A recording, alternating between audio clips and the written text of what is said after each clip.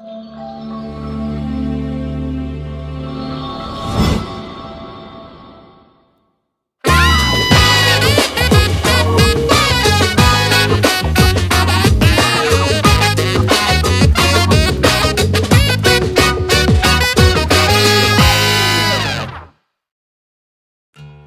diberkati Ishak sebagai anak sulung. Ketika Ishak sudah tua dan matanya telah kabur, sehingga ia tidak dapat melihat lagi, dipanggilnyalah Esau anak sulungnya, serta berkata kepadanya, "Anakku," sahut Esau. "Ya Bapa." Berkatalah Ishak, "Lihat, aku sudah tua, aku tidak tahu bila hari kematianku. Maka sekarang ambil senjatamu, tabung panah dan busurmu, pergilah ke padang dan burulah bagiku seekor binatang. Olahlah bagiku makanan yang enak, seperti yang kugemari. Sesudah itu bawalah kepadaku, supaya aku makan, agar aku memberkati engkau sebelum aku mati." Tapi Ribka mendengarkannya. Maka Ishak berkata kepada Esau anaknya. Setelah Esau pergi ke padang memburu seekor binatang untuk dibawanya kepada ayahnya, berkatalah Ribka kepada Yakub anaknya, "Telah kudengar ayahmu berkata kepada Esau kakakmu, bawalah bagiku seekor binatang buruan dan olahlah bagiku makanan yang enak, supaya aku makan dan supaya aku memberkati engkau di hadapan Tuhan sebelum aku mati. Maka sekarang anakku, dengarkanlah perkataanku seperti yang kuperintahkan kepadamu. Pergilah ke tempat kambing domba kita, ambillah dari sana 2 anak kambing yang baik, maka aku akan mengolahnya menjadi makanan yang enak bagi ayahmu, seperti yang digemarinya. Bawalah itu kepada ayahmu supaya dimakannya, agar dia memberkati engkau sebelum ia mati." Lalu kata Yakub kepada Ribka ibunya, "Tapi Esau kakakku adalah seorang yang berbulu badannya, sedang aku ini kulitku licin. Mungkin ayahku akan meraba aku, maka nanti ia akan menyangka bahwa aku mau memperolok-olokkan dia. Dengan demikian aku akan mendatangkan kutuk atas diriku dan bukan berkat." Tetapi ibunya berkata kepadanya, "Akulah yang menanggung kutuk itu anakku. Dengarkan saja perkataanku. Pergilah ambil kambing-kambing itu." Lalu ia pergi mengambil kambing-kambing itu dan membawanya kepada ibunya. Sesudah itu ibunya mengolah makanan yang enak seperti yang digemari ayahnya. Kemudian Ribka mengambil pakaian yang indah kepunyaan Esau, anak sulungnya, pakaian yang disimpannya di rumah, lalu disuruhnyalah dikenakan oleh Yakub anak bungsunya. Dan kulit anak kambing itu dipalutkannya pada kedua tangan Yakub dan pada lehernya yang licin itu. Lalu ia memberikan makanan yang enak dan roti yang telah diolahnya itu kepada Yakub anaknya. Demikianlah Yakub masuk ke tempat ayahnya serta berkata, "Bapa." Sahut ayahnya, "Ya anakku, siapakah engkau?" Kata Yakub kepada ayahnya, "Akulah Esau anak sulungmu. Telah kulakukan seperti yang Bapa katakan kepadaku. Bangunlah, duduklah dan makanlah daging buruan masakanku ini, agar Bapa memberkati aku." Lalu Ishak berkata kepada anaknya itu, "Lekas juga engkau mendapatnya anakku."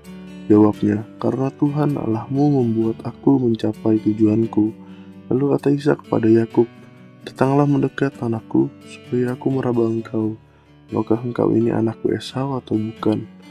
Maka Yakub mendekati Ishak ayahnya, dan ayahnya itu merabanya serta berkata, "Kalau suara, suara Yakub, kalau tangan, tangan Esau." Jadi Ishak tidak mengenal dia, karena tangannya berbulu seperti tangan Esau kakaknya. Ishak hendak memberkati dia, tetapi ia masih bertanya, "Benarkah engkau ini anakku Esau?" Jawabnya, "Ya."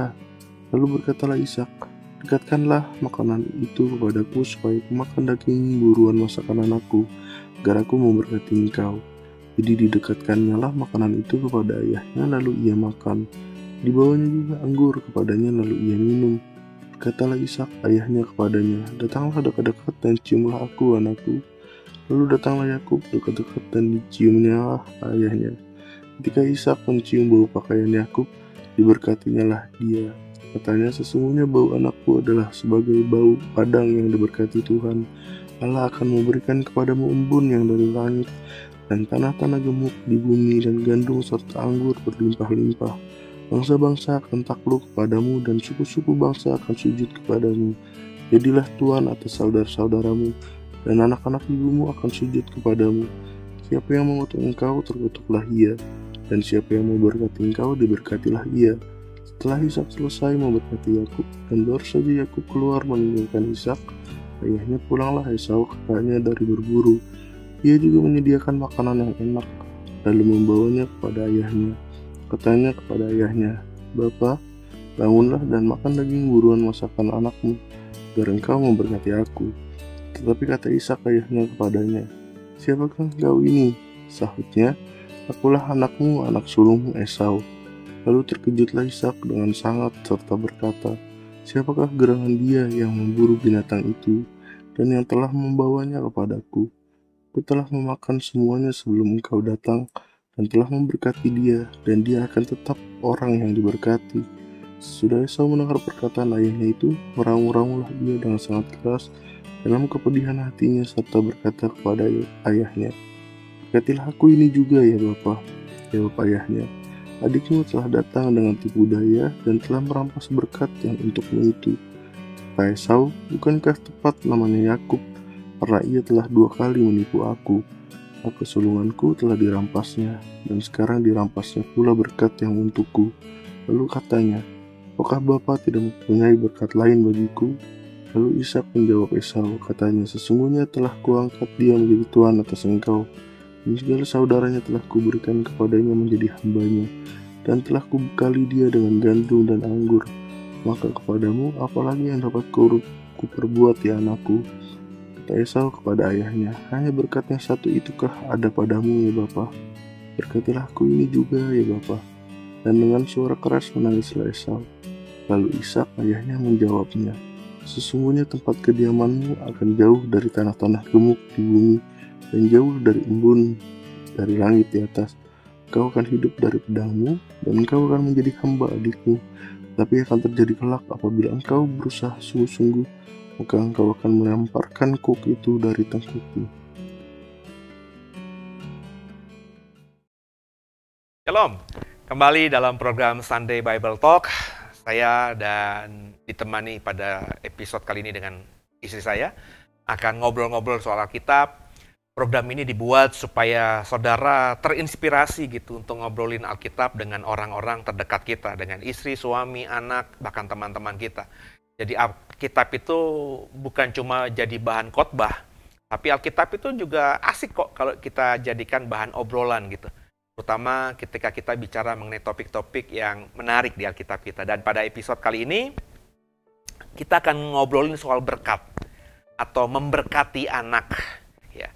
Karena saya melihat banyak orang Kristen tahu bahwa ayat-ayat yang mengatakan bahwa nenek moyang kita di Alkitab, orang-orang hebat di Alkitab itu memberkati anaknya. Tapi tidak banyak orang Kristen yang melakukan itu dalam kehidupannya sehari-hari ketika mereka sudah punya anak gitu ya. Coba kita akan belajar dari soal ini ya. Kita sudah dengar tadi ayat-ayat yang dibacakan di awal tadi dan coba kita ngobrolin. Saya akan ditemani sama istri saya. Nah, kalau menurut kamu gimana?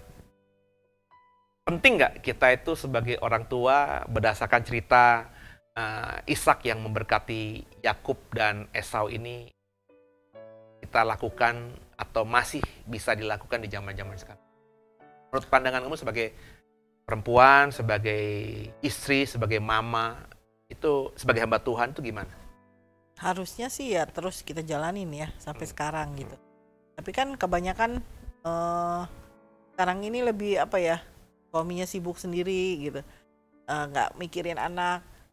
Kalau aku sendiri ya otomatis langsung memberkati anak-anak gitu. Kebanyakan kan orang yang udah sibuk dengan kerjaannya atau gimana, lupa untuk memberkati anak mereka. Memberkati anak-anak tuh menurut pemahamanmu itu gimana? Apakah kita harus memberkati mereka setiap hari, setiap saat? Atau kalau kita membaca tadi konteks ceritanya Ishak yang berkatnya diperebutkan oleh Esau dan Yakub, ini kan cuma sekali. Ya, berkat terakhir lah. Ishak katakan, "Aku sudah tua nih," gitu ya, sama Esau. "Coba kamu berburu dulu, olah daging buruanmu, nanti kalau aku sudah makan kenyang, aku akan memberkati engkau." Kan, ini kan berarti kan di otaknya Ishak itu berkat terakhir. Dia sudah mau mati, nggak tahu kapan, tinggal nunggu waktu aja, dan sebelum aku mati, aku mau lepaskan berkat buat anak sulungku. Dan itu didengar sama si Ribka yang mungkin lebih sayang ke Yakub atau gimana, atau Yakub ini anak mama. Cepat, kamu ambil itu kambing domba itu. Ya kita olah karena tadi aku dengar kakakmu mau diberkati gitu kan, sehingga cara tipu daya lah akhirnya Yakub yang mendapatkan berkat itu. Ini kan berarti kan berkat yang kita bisa tafsirkan berkat yang cuma sekali, khusus gitu untuk memberkati ketika ketika orang tua sudah tua. Dan kalau kita bandingkan juga dengan, kita nanti akan ngomongin juga berkat Yakub kepada seluruh anak-anaknya, itu kan juga diucapkan Yakub ketika dia sudah tua, ya sudah tahu lah ya, sudah uzur gitu ya.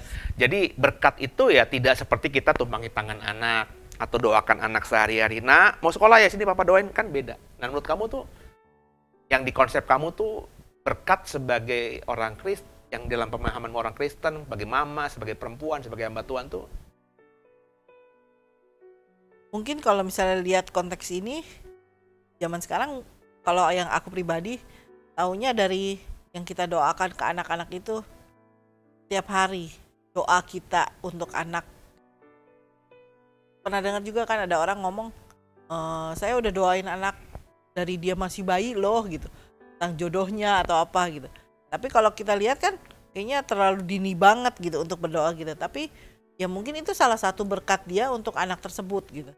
Nah ya kayak gitu, paling enggak namanya kita mau memberkati anak, ya kita bawa lewat doa kita kepada Tuhan gitu. Iya apa enggak? Iya kan? Ya itu tadi. Ini makanya kita berada di sebuah jalan yang sama. Cuma satunya jalannya, ini bukan masalah benar atau baiknya ya. Satunya jalannya ke kiri, enggak di pinggir tol. Kan kalau kita tol Merak ke Tomang kan ada beberapa bagian ada jalan tolnya, pinggirnya kayak di Arjuna Utara Selatan di rumah ibu itu kan ada di pinggir tol gitu kan. Jadi arahnya sama, cuma satu lewat tol, satu lewat jalan pinggirnya. Bukan berarti mana yang benar ya di sini ya. Cuma cara memandangnya akhirnya berbeda. Kalau kita di tol kan kita fokus sama mobil yang ngebut-ngebut. Tapi kalau kita di pinggir tol ya ada ruko-ruko masih, itu tempat makan tuh baru. Nah, jadi ada nuansa yang berbeda. Nah itu tadi ngomongin memberkati anak itu. Kalau di persepsi orang Kristen seperti jawaban kamu tadi, ya udah kita doain, kan sama aja kita doain setiap hari. Tapi kalau kita tarik dalam konteks Alkitab, dalam budaya Yahudi di Perjanjian Lama, berkat itu ya bukan seperti doa sehari-hari itu. Dan ini yang akhirnya gue lihat itu nggak dikerjain banyak orang. Sekarang ini dalam pemahaman kita orang yang hidup 2022, nanti kalau andai kata gue udah tahu ya. Karena gue yakin orang kalau udah mau mati itu pasti dia tahu nih. Ini momennya kayaknya gue gak lama lagi. Entah sadar tidak sadar. Tapi banyak kesaksian di luar sana. Orang kalau mati tuh, oh iya pantesan kemarin dia ngomong begini, kan begitu ya sering kita ya. Dia udah nitip-nitip gitu. Nah itu kalau orang seperti itu biasanya akan bikin surat wasiat. Ini harta ini buat si anak pertama, harta ini buat anak kedua. Dan bagi gue, memberkati anak itu adalah warisan. Dan jujur kan, dari antara orang-orang terdekat kita, almarhum bapak, almarhum papa, nggak lakuin itu. Dan gue kepengen nanti kalau gue udah mau mati nih, ngelakuin itu. Tapi kayak begitu maksudnya, itu hanya orang Yahudi saja kah? Ya. Atau ya itu kita tahu budaya Yahudi. Iya. Tapi kan itu ada di Alkitab Perjanjian Lama. Dan let's say kalau itu menjadi budaya Yahudi dan ada di Perjanjian Lama dan Tuhan nggak hapuskan, kan berarti ada baiknya di situ. Kalau kita kerjakan. Kalau dikerjakan. Sering bilang di Perjanjian Baru nggak ada landasannya, Pak.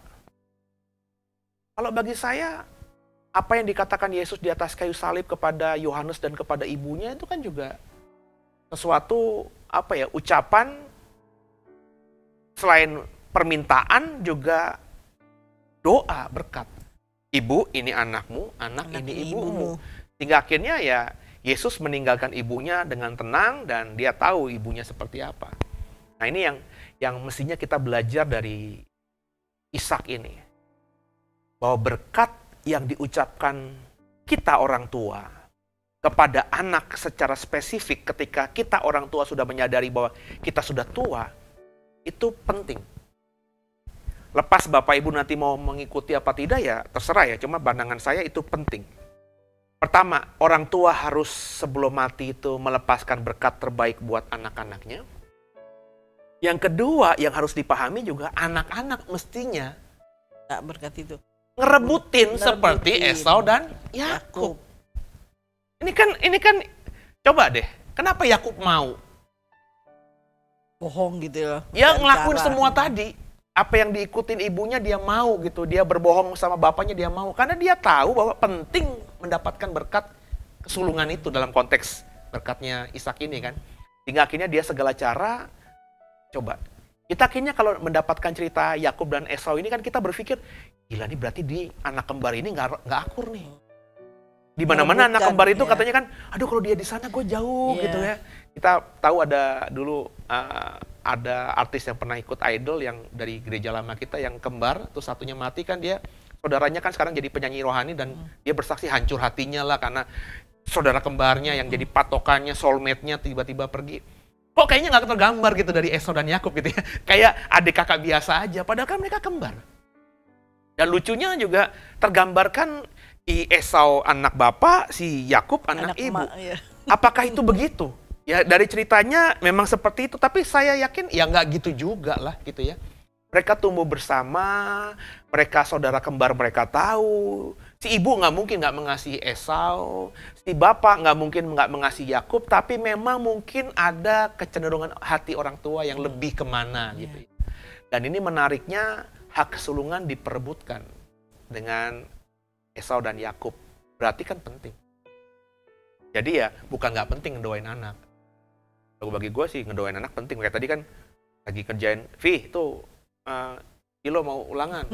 Doain gitu aja. Ya, gue denger loh doain gitu aja. Tapi kan pengen kita sekaligus ajar anak. Kalau kita mendoakan dia secara khusus gitu. Ya sambil peluk kek, sambil tumpangi tangan kek.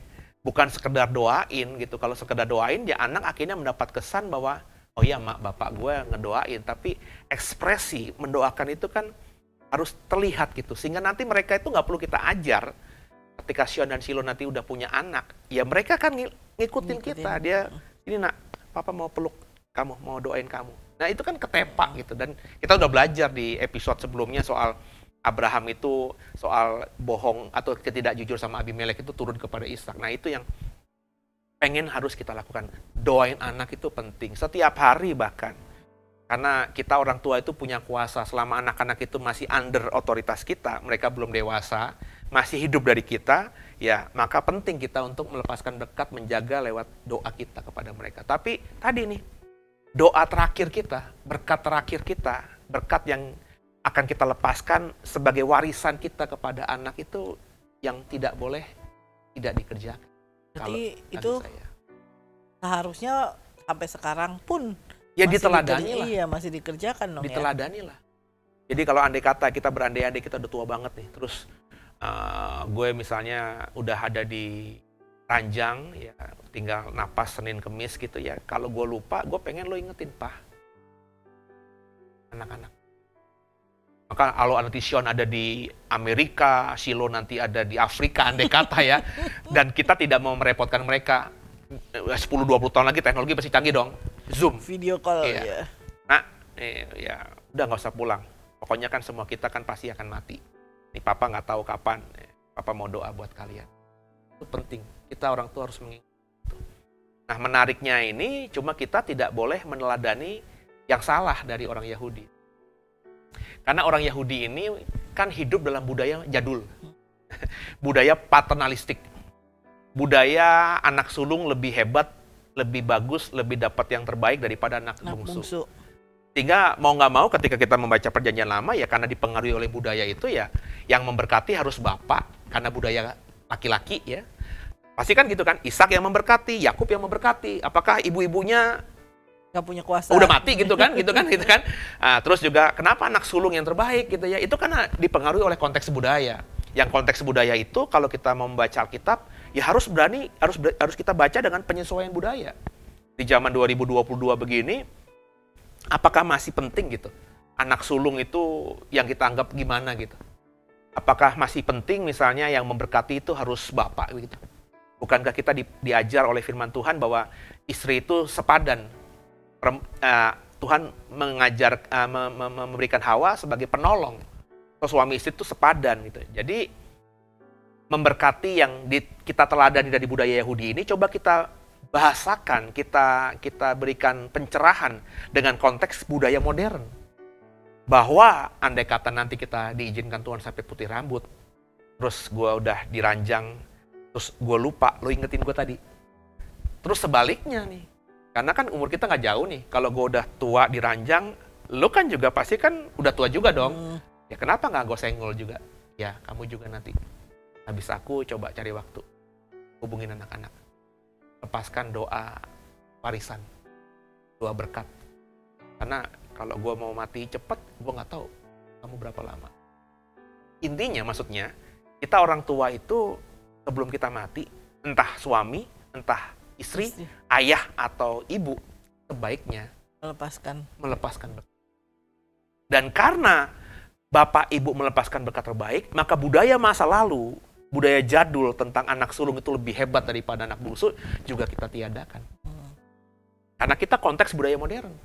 Maka ketika nanti kita cuma punya 2 anak, terus kita, wah berarti berkat terbaik, Sean. Terus kita doain, Sean akan menjadi kepala. Adiknya apa? Ekor. Kan nggak gitu kan ya. Tapi paling tidak kita melepaskan berkat, ya mungkin lebih spesifiknya kalau seperti kita membagi warisan harta benda kepada anak itu bentuknya berbeda. Anak yang pertama dikasih rumah di daerah A, anak kedua dikasih rumah di daerah B, gitu kan. Berbeda kan? Nah, lepaskan berkat warisan atau berkat terakhir kita sebagai orang tua kepada anak juga, kita sudah pikirin gitu. Dengan kalimat, dengan nada yang berbeda, tapi semua tujuannya baik. Jangan kayak Ishak, yang ketika ditipu Yakub sudah memberikan terbaik semuanya, karena dia pikir ini adalah berkat anak sulung, sehingga ketika Esau datang dan Esau tahu dia ditipu, dia bilang, masa nggak ada lagi berkat buatku Bapak? Semua udah kuberikan kepada, jadi nggak ada kosakata, nggak ada perbendaraan, nggak ada berkat lain gitu loh. Nah ini yang harus kita pelajari sebagai orang tua. Kalau gue sih jujur aja sih, di otak gue udah ada nih, meskipun belum diformulasikan dalam kata-kata. Karena merasa ya umur gue mungkin ya masih lah, cukup lah, beberapa tahun ke depan masih ada. Tapi kalau nanti gue ngerasa udah sesuatu udah Tuhan mau panggil nih, mungkin akan ku formulasikan. Sehingga ketika aku panggil anakku Sean, even dia anak sulung, gue akan berkati dia dengan berkat terbaik. Dan andai kata nanti ku panggil Silo, meskipun dia anak bungsu, tetap akan ku berkati dengan kalimat kosakata yang lain, tapi juga berkat terbaik. Sehingga 2 anak kita itu nanti akan tumbuh dengan warisan blessing, berkat dari bapaknya, dari ibunya yang terbaik. Ini yang gini loh, Alkitab itu baik, tapi kalau bisa diteladanin kan lebih baik. Nah, ini yang jujur aja sudah hilang dalam budaya kekristenan. Karena memang mungkin tidak diajar, tidak ditekankan, sehingga akhirnya orang tua ya udah gitu aja. Berlalu gitu aja, ya udah pertumbuhan anak-anak begitu aja, mati ya mati. Sehingga kita ketemu kalau orang tua kita dulu udah mau mati, kita dengar juga dari cerita teman-teman kita, saudara kita yang orang tuanya mau mati, ya cuma tua doang gitu kan. Terus anak-anak kumpul, terus anak-anak doain orang tua, udah. Kayaknya nyaris seumur gue ini, gue nggak pernah denger kisah, cerita, fakta, nyata. Ada orang tua yang sebelum mati lepasin berkat satu-satu kepada anaknya. Kayaknya belum. Gue pernah dapat cerita waktu zaman SMP, SMA. Ini pendeta yang tinggal di kompleknya ibu yang pernah gue ceritain itu. Ketika dia mati, ketika mau mati, itu anak-anaknya semua kumpul di rumah sakit PGI di kamarnya itu. Mereka nyanyi, nyembah Tuhan gitu ya. Terus si bapak itu divideoin, masih handycam zaman jadul banget lah. Ini kebetulan anak-anaknya itu dapat pekerjaan di Unilever sehingga ekonominya bagus, sehingga zaman itu udah punya handycam bagus. Jadi ketika ibadah penghiburan itu video diputerin tuh matinya. Jadi ketika anaknya lagi nyembah Tuhan sambil nangis, ada yang pokoknya, Pak ingat lihat Yesus, terus bapaknya tiba-tiba duduk gitu, terus minggir. Tuhan jemput. Terus bapaknya tidur lagi, lewat. Tapi tidak terdokumentasi bapaknya itu sini nak, yang sulung diberkati, Oh, yang sampai yang nggak kecil sempat nggak memberkati. ada. Itu berarti ini pendeta keren kalau bagi gue, karena khotbahnya dulu termasuk khotbah, kan lu tahu gue dari gereja mana kan, gereja yang khotbahnya di mimbar tinggi, yang nadanya, tapi ini pendeta ini emang nadanya ngajarnya enak. Itu berarti kan si pendeta ini, hamba Tuhan tersebut, saya respect sama beliau dulu, itu tidak memahami mungkin hal seperti ini, tidak menganggap penting mungkin seperti ini, Melepaskan berkat. melepaskan berkat. Dia pikir mungkin anak-anak gue udah semuanya udah kerja, udah mapan, udah oke lah semuanya. Udahlah. Tuhan jemput jalan. Iya. Ya nggak salah juga sih. Tapi kenapa kita nggak meneladani yang dikatakan ini? Penting loh berkat dari orang tua. Maka kalau kita masih punya orang tua, gue lagi kepikiran nih, tertarik mama kapan gitu. Gue tertarik ibu, mumpung ibu masih sehat gitu kan. Ya, untuk taruh berkat di kita. Meskipun mereka mungkin tidak punya pemahaman seperti kita, mereka juga mungkin bingung untuk berkata-kata apa, tapi paling tidak kita ambil tangan mereka, karena kita tahu sebagai anak, penting nih berkat dari orang tua. Mau kata-katanya apa, tapi kan kayaknya orang tua yang benar nggak mungkin keluarin kata-kata yang sia-sia dong. Ya, meskipun dia ketika doain, nanti ibu misalnya doain gue, doain lo, doain Sion dan Silo, kata-katanya sama, ya udah nggak apa-apa. Cuma kita nanti ketika doain lepasin berkat buat Sion dan Silo, kata-katanya sebaiknya harus yang berbeda. Kita ambil, sebagai anak kita harus minta. Dan sebagai orang tua, kita harus siapkan. Kalau ini udah gue ngomong, ini kita Bible Talk atau apa nih? Justru Kalau menurut lo gimana? ya berarti memang apa yang dikerjakan dulu itu mestinya sampai sekarang pun kita masih melakukannya ya. Jadi berkat, namanya berkat kesulungan itu ya memang penting sampai diperebutkan sama Esau Yakub seperti itu gitu. Nah mestinya itu kan terus dikerjakan sampai sekarang ini. Nah, baru kembali diingatkan berarti ya memang kita harus memberikan berkat terbaik pada anak di saat-saat sebelum kita berpulang gitu.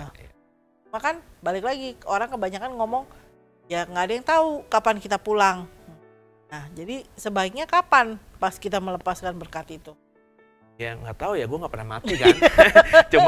cuman yang gue pelajari, yang gue dengar dari banyak cerita orang itu, dan rabai-rabai, terus juga pendeta-pendeta senior mengatakan bahwa kalau orang mau mati itu udah tahu kok tanda-tandanya.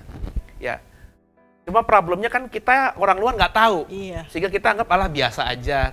Andai kata kita tahu, mungkin kita bisa interview gitu loh. Nah, problemnya nggak ada yang bisa interview. Udah kadung mati duluan baru ada ceritanya gitu kan. Nah, kalau misalnya kayak gitu, boleh nggak berkat yang terbaik itu kita berikan pada saat apa gitu? Nah, belajar, yang penting kita melepaskan berkat.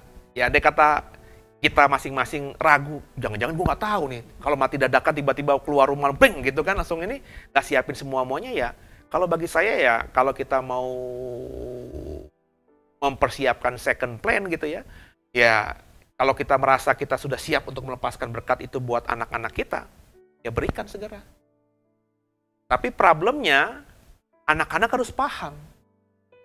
Paling nggak anak-anak mengimani. Jangan anak lo masih 6 bulan, lo lepasin berkat, kalimat lo udah bagus-bagus, indah, sampai istri lo yang denger sampai nangis, anak lo, nggak ngerti apa-apa, nangkep nggak?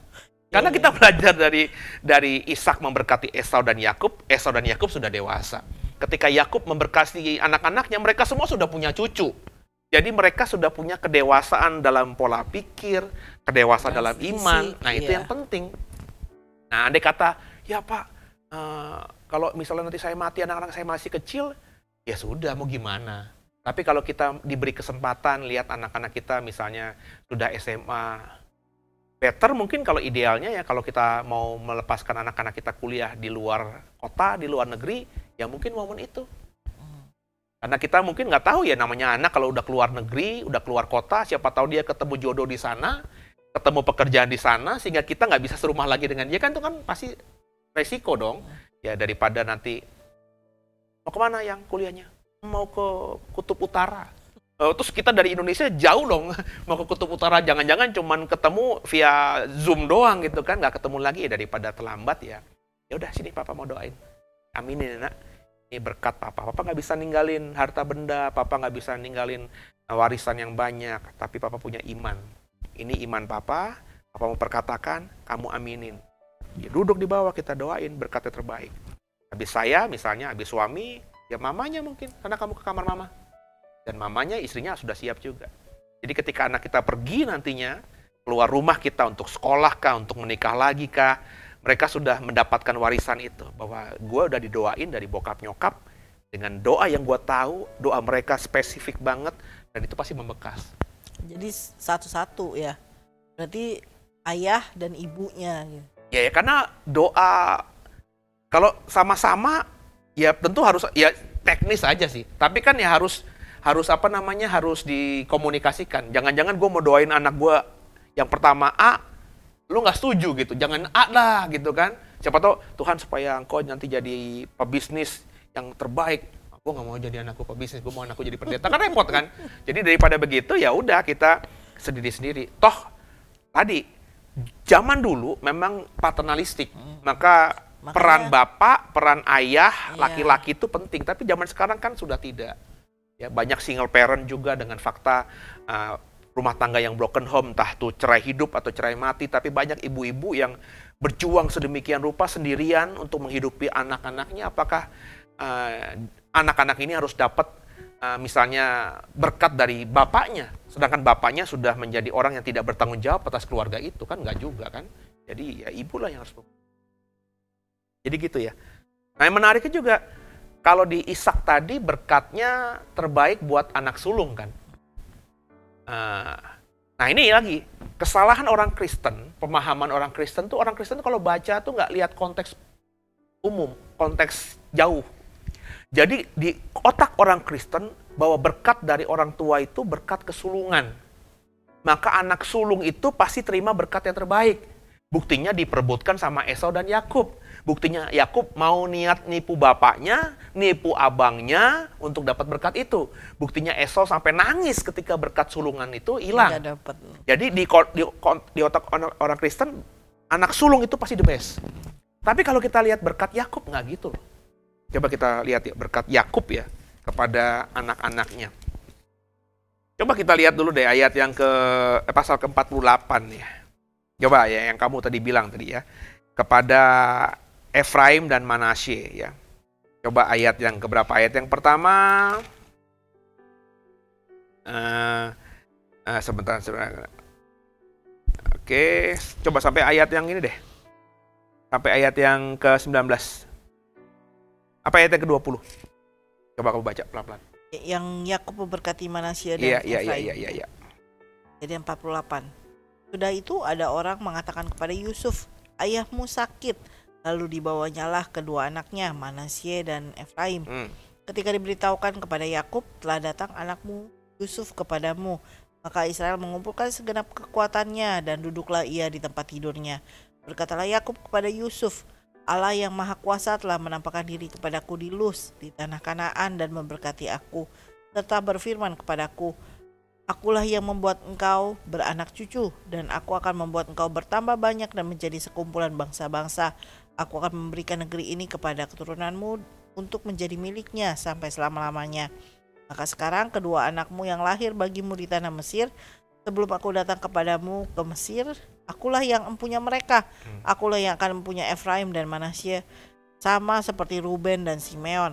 Dan keturunanmu yang kau peroleh sesudah mereka. Kaulah yang empunya, tetapi dalam pembagian warisan, nama mereka akan disebutkan berdasarkan nama kedua saudaranya itu. Oke, lanjut sekarang di ayat yang itu aja, lengkapin aja deh. Ayat yang ke-12 sampai berikutnya. Lalu Yusuf menarik mereka dari antara lutut ayahnya, dan ia sujud dengan mukanya sampai ke tanah. Setelah itu Yusuf memegang mereka keduanya, dengan tangan kanan dipegangnya Efraim, yaitu di sebelah kiri Israel, dan dengan tangan kiri Manasye, yaitu di sebelah kanan Israel. Lalu didekatkannya lah mereka kepadanya. Tapi Israel mengulurkan tangan kanannya dan meletakkannya di atas kepala Efraim, walaupun ia yang bungsu, dan tangan kirinya di atas kepala Manasye. Jadi tangannya bersilang, walaupun Manasye yang sulung. Sesudah itu diberkatinya lah Yusuf, katanya, nenekku dan ayahku Abraham dan Ishak telah hidup di hadapan Allah. Allah itu sebagai Allah yang telah menjadi gembalaku selama hidupku sampai sekarang, dan sebagai malaikat yang telah melepaskan aku dari segala bahaya. Dialah kiranya yang memberkati orang-orang muda ini, sehingga namaku serta nama nenek dan bapakku Abraham dan Ishak termasyur oleh karena mereka, dan sehingga mereka bertambah-tambah menjadi jumlah yang besar di bumi. Ketika Yusuf melihat bahwa ayahnya meletakkan tangan kanannya di atas kepala Efraim, hal itu dipandangnya tidak baik. Lalu dipegangnya tangan ayahnya untuk memindahkannya dari atas kepala Efraim ke atas kepala Manasye. Katanya kepada ayahnya, "Janganlah demikian, ayahku, sebab inilah yang sulung. Letakkanlah tangan kananmu ke atas kepalanya." Tetapi ayahnya menolak, katanya, "Aku tahu, anakku, aku tahu.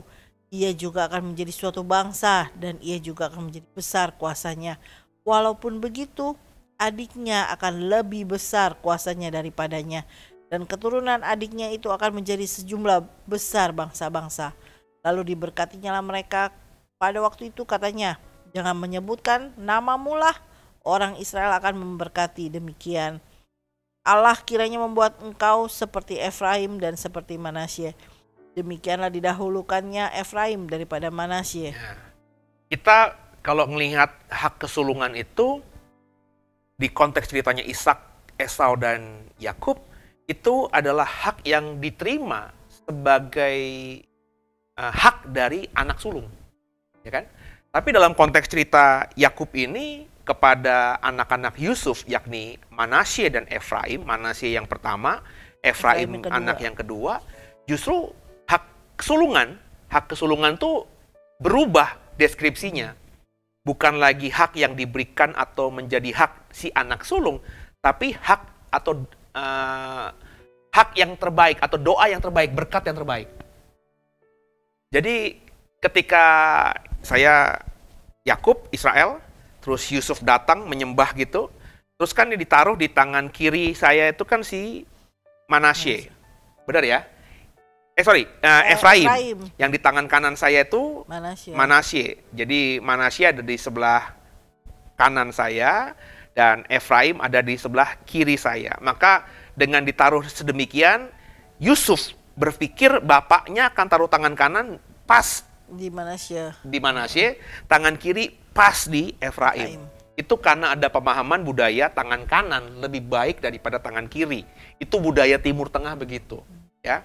Tapi faktanya ketika melepaskan berkat kepada Yusuf dan nantinya spesifik kepada anak-anaknya, Yakub naruh tangan kanannya, tangan terbaik ini, di kepalanya Efraim, yang notabene ada di sebelah kirinya, dengan tangan kirinya ditaruh di kepala Manasye, yang notabene ada di sebelah kanan. Jadi bersilang begini. Dan ketika sedang mendoakan, Yusuf baru diangkat tangan bapaknya, "Jangan begitu Bapak. Ini anak yang sulung." Berarti kan sudah dipindahkan kan nih? Tapi kata Yakub, "Aku tahu anakku, aku tahu." Dibalikin lagi. Sehingga akhirnya dikatakan dalam berkatnya Yakub ini, nanti adiknya akan jauh lebih diberkati daripada kakaknya. Maka diberkatilah Efraim dan Manasye. Efraim didahulukan daripada Manasye.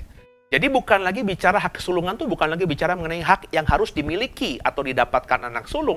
Tapi dalam konteks cerita ini hak kesulungan itu adalah berkat terbaik. Ya kan?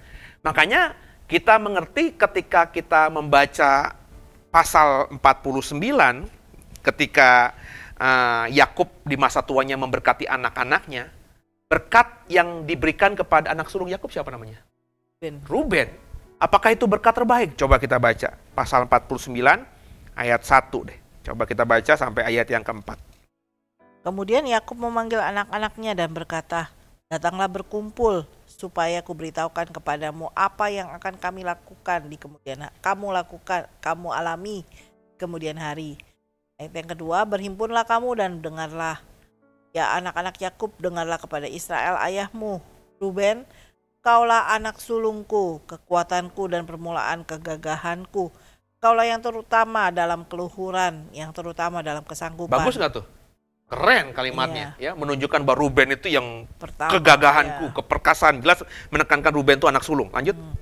"Kau yang membual sebagai air, tidak lagi engkau yang terutama, sebab engkau telah menaiki tempat tidur ayahmu. Waktu itu engkau telah melanggar kesuciannya. Ia telah menaiki petiduranku. Nah, baru setelah berikutnya, kau nggak lagi jadi yang utama. Kau memang anak sulungku, kalau kebanggaanku, kau lah keperkasaanku, tapi nggak jadi yang terutama. Karena apa? Karena Yakub tahu dia sudah meniduri undiknya kan, si Bilha atau siapa gitu kan. Hingga akhirnya berkat anak sulung yang sebenarnya kalau kita rujuk awal itu diberikan kepada anak sulung, ternyata nggak juga. Karena Ruben yang menjadi anak sulung itu nggak dapat berkat yang terbaik. Jadi sekarang kita mengerti bahwa hak kesulungan atau doa atau berkat kesulungan itu intinya sudah berubah deskripsinya menjadi berkat yang terbaik. Dan berkat yang terbaik nggak turun kepada Ruben, nggak turun kepada Simeon dan kepada Lewi. Karena kita tahu Simeon dan Lewi itu yang membunuh orang-orang yang memperkosa Dina adiknya, ya. Tapi justru turun kepada anak yang keempat yang namanya Yehuda. Coba dibaca ayat 8. Yehuda, engkau akan dipuji oleh saudara-saudaramu.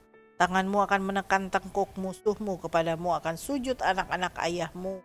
Yehuda adalah seperti anak singa. Setelah menerkam, engkau naik ke suatu tempat yang tinggi, hai anakku. Ia meniarap dan berbaring seperti singa jantan atau seperti singa betina. Siapakah yang berani membangunkannya? Tongkat kerajaan tidak akan beranjak dari Yehuda, ataupun lambang pemerintahan dari antara kakinya. Sampai dia datang yang berhak atasnya, maka kepadanya akan takluk bangsa-bangsa. Ia akan menambatkan keledainya pada pohon anggur dan anak keledainya pada pohon anggur pilihan. Ia akan mencuci pakaiannya dengan anggur dan bajunya dengan darah buah anggur. Matanya akan merah karena anggur dan giginya akan putih karena susu. Iya. Anak keempat. Kalau kita membaca nanti di rumah lagi baca ya Bapak Ibu ya. Sampai berkat terakhir. Dari semua anak-anak Yakub, berkat terbaik itu justru jatuh kepada Yehuda. Hingga akhirnya juru selamat kita lahir dari garis Yehuda. Padahal Yehuda bukan anak sulung. Dan Yehuda bukan lahir dari anak dari istri yang dicintai sangat oleh Yakub. Mestinya berkat terbaik itu kalau Yakub dari 4 istrinya itu sangat mencintai siapa? Rahel. Berkat terbaik itu milik Yusuf, tadi Efraim, atau Benjamin. Tapi enggak. Berarti akhirnya sekarang ini kita punya pemahaman bahwa berkat terbaik itu ya, hak kesulungan itu atau doa berkat kesulungan itu adalah doa terbaik. Nah kita nggak tahu kenapa jatuhnya kepada Yehuda. Sebab kalau mau jujur juga Yehuda kan punya masalah dengan tidur sama Tamar. Yang notabene adalah menantunya sendiri. Dan Yehuda juga kalau dalam sikap hidupnya yang lainnya juga ada dia baik soal Yusuf. Yang ketika Yusuf mau dibunuh sama saudara-saudaranya, Yehuda bilang gini, jangan, udah kita jual aja lah. Ya. Ada memang hal baiknya. Tapi nggak bisa menjadi alasan, karena itu nggak mungkin, cerita itu nggak sampai ke Yakub. Yakub kan tahunya pokoknya anakmu mati semuanya. Jadi cerita kebaikan itu nggak sampai ke Yakub. Sehingga Yakub itu nggak mungkin melepaskan berkat terbaik kepada Yehuda. Tapi entah kenapa dari anak-anak lainnya itu yang terbaik diucapkan kepada Yehuda. Saya yakin juga ada pengaruh Tuhan juga di sini. Ya, sehingga kata-kata itu kata-kata yang terbaik ke Yehuda dan yang lainnya ya dilepaskan berkat. Nah sekarang kalau kita sudah sampai pada kesimpulan bahwa hak kesulungan itu adalah doa orang tua, berkat orang tua yang terbaik. Dan itu tidak lagi terpengaruh pada anak pertama, anak kedua, anak ketiga, anak keempat, dan seterusnya. Apalagi kalau sudah punya anak 15 gitu ya. Berarti kalau kita mau menerapkan ini dalam kehidupan kita ya, berkatilah anakmu dengan doa berkat terbaik. Ya. Sehingga kedepannya apa yang kita lihat dari anak-anak Yakub nggak terjadi pada anak-anak kita. Kalau kita melihat kan doanya Yakub ini tergenapi. Yehuda memang sampai sekarang namanya bangsa Israel sekarang, Israel modern di 2022, itu sebenarnya kurang tepat kalau dibilang bahasa Israel. Sebab yang paling tepat ya disebut ya Yehuda modern. Karena ketika zamannya Salomo kan Israel sudah pisah. 10 suku di utara, 2 suku Yehuda dengan Benjamin di bawah. Jadi kalau sekarang ini ada bangsa namanya Israel kurang tepat juga. Mestinya bangsa Yehuda modern. Atau Yehuda, Yahudi gitu ya. Jadi kenapa bisa terjadi begini ya? Karena bagi saya ya ada andil Yakub yang melepaskan berkat yang tidak sejajar gitu. Ada anak yang diberkati wow, kalimat-kalimat doa berkatnya, ada anak yang tidak dengan kalimat yang wow tadi. Nah kalau begini, masa kita mau mengulangi blunder Yakub kalau bagi saya. Makanya kalau punya anak jangan banyak-banyak, karena susah nanti kosakatanya nyusun kalimat ya, karena doa berkat itu doa spesifik gitu maksud saya. Dan ya sebaiknya berbeda dengan anak pertama, anak kedua. Kalau saya cuma punya 2 anak gampang ya, kosakatanya saya kasih waktu 5 menit aja saya bisa nyusun gitu ya. Tapi kalau anak sampai 15 udah kehabisan kosakata di anak yang ke-7, akhirnya doanya ya udahlah jadi orang aja lah. Akhirnya cuma jadi orang aja. Jadi ini yang saya dapatkan tentang hak kesulungan itu. Ya, atau doa Berkat terbaik ya. itu. Kalau yang lo dapetin selain yang dibagiin tadi apa? Ya penting, orang tua itu harus melepaskan berkat terbaik pada anak-anaknya.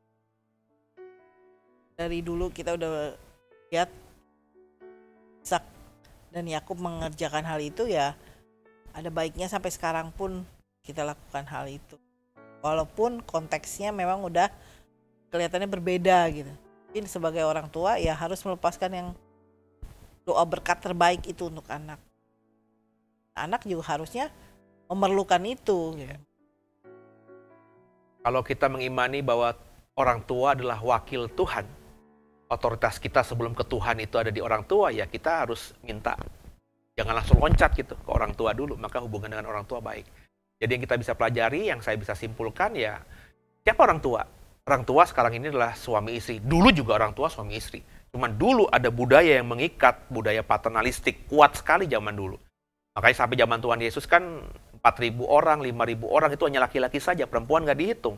Tapi zaman sekarang mana ada gitu ya, budaya yang masih menekankan hal ini begitu sakleknya. Ada sih beberapa, tapi saya yakin tinggal tunggu waktu aja dengan modernisasi, dengan cara berpikir yang lebih luas dan lebih independen, itu nggak akan ada lagi ya. Perempuan-perempuan dianggap manusia kelas 2 itu udah nggak ada lagi. Jadi ketika kita sudah punya pemahaman begini, dan ketika kita sudah berkeluarga, coba ya dipikirkan suami istri yang mengasihi anak-anaknya untuk masing-masing menyiapkan doa berkat. Mungkin bisa boleh komunikasi. Teknisnya boleh si suami yang mengucapkan, teknisnya boleh istri yang mengucapkan. Tapi paling tidak ada bagian dari suami istri ini sadar bahwa kita harus berikan warisan yang terbaik. Dan bagi saya, warisan yang terbaik itu bukan emas, perak, dan harta benda. Karena tanpa kita wariskan itu, anak-anak bisa mendapatkannya sendiri kalau dia mau. Tapi doa, iman orang tua yang ditransferkan dalam dunia roh, yang ditransferkan untuk anak, itu mereka nggak bisa dapatkan dari manapun. Mereka hanya bisa dapatkan dari kita, orang tuanya. Jadi orang tua harus melepaskan berkat itu. Paling tidak ketika kita sebelum mati. Nah teknisnya, saudara tadi dengar caranya gimana? Kalau saya mungkin nanti kalau Xian sudah mau keluar negeri, dan takutnya nanti dia tidak akan bisa lagi begitu erat dengan kami orang tuanya, saya akan lepaskan berkat. Nanti nyusul adiknya, saya akan berikan juga. Dan kalau saudara punya kehidupan, karena kehidupan kita berbeda-beda, coba cari cara gimana. Ya, lebih idealnya memang pas sudah tua gitu dikumpulin semuanya. Tapi problemnya dengan dunia yang sudah sangat terbuka begini, lokasi sudah sangat jauh, akan menyulitkan. Individualisme juga akan ada. Otomatis kekeluargaan itu tidak akan seperti zaman-zaman dulu. Jadi dilepaskan, dan sebaiknya suami istri juga melepaskan. Dan kalau kita masih punya orang tua, kita kejar itu. Karena doa berkat dari orang tua itu luar biasa. Semoga jadi berkat program ini. Saya Pase. Saya Silvi. Nah, kita undur diri, dan semoga program Sunday Bible Talk episode ini memberkati semuanya, dan saudara bisa mendukung program ini dengan mendoakan, dan ikuti program-program selanjutnya Sunday Bible Talk yang akan membahas topik-topik lainnya dengan rekan-rekan pelayan di JKI Idowe yang lainnya, dan saya percaya semuanya akan jadi berkat buat semua. Sampai jumpa di lain kesempatan. God bless you.